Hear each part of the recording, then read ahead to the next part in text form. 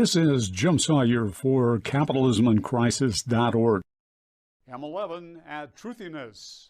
When last we looked in on our beloved codependent zombies, Adam was lighting up as the duo ambles across the great truthiness campus, pondering events of another remarkable day. Joan, he says, I think it's time for us to call in reinforcements.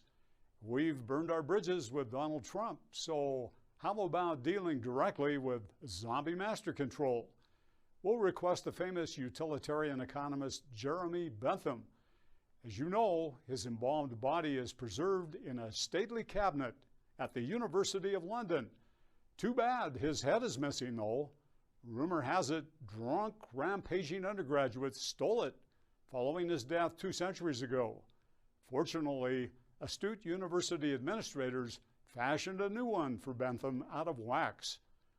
Well, quips Jones sarcastically, perhaps a headless economist is less dangerous than one with head attached.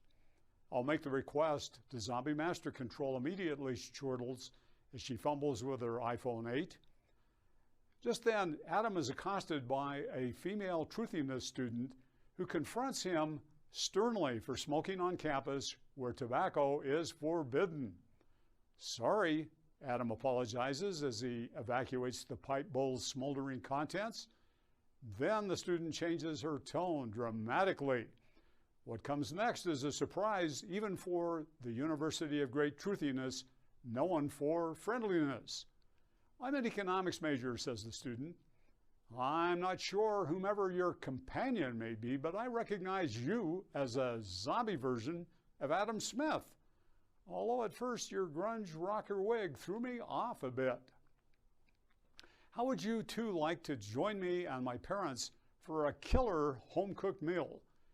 After that, tomorrow, how about making a presentation to my economics class?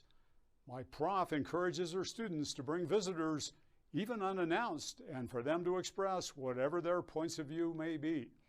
Of course, even if the class doesn't like your ideas, she says, you're bound to win friends and influence people just because you're zombies.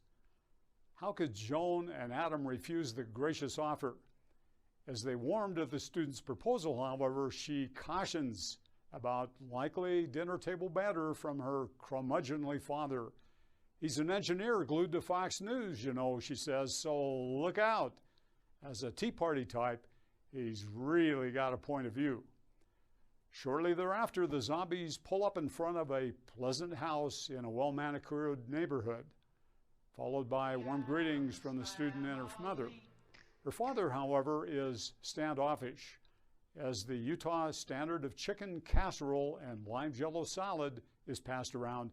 The father goes on ideological offensive, unfortunately.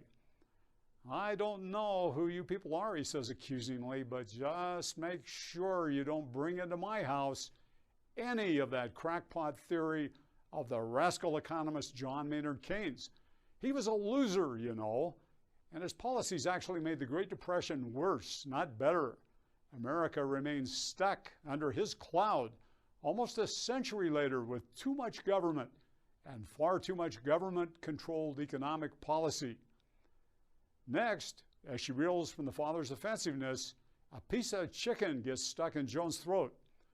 Fortunately, the Heimlich maneuver is rendered unnecessary, however, as Adam smacks her efficaciously between the shoulder blades.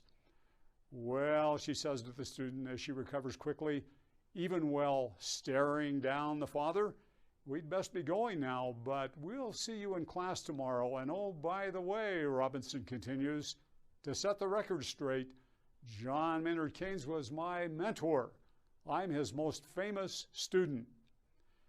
As they're escorted out by the gracious mom, Joan scours email on her iPhone, searching for possible messages from Zombie Master Control. Jeremy Bentham, it turns out, has just been approved for zombie reentry, but only with the stipulation his missing head must be located first. What happens next? Will Bentham's lost head turn up? Will Adam and Joan die figuratively in front of the ideologically very right-leaning class? Or will the curmudgeonly father shadow his daughter's new companions, perhaps even to packing an assault rifle. To be continued. Stay tuned.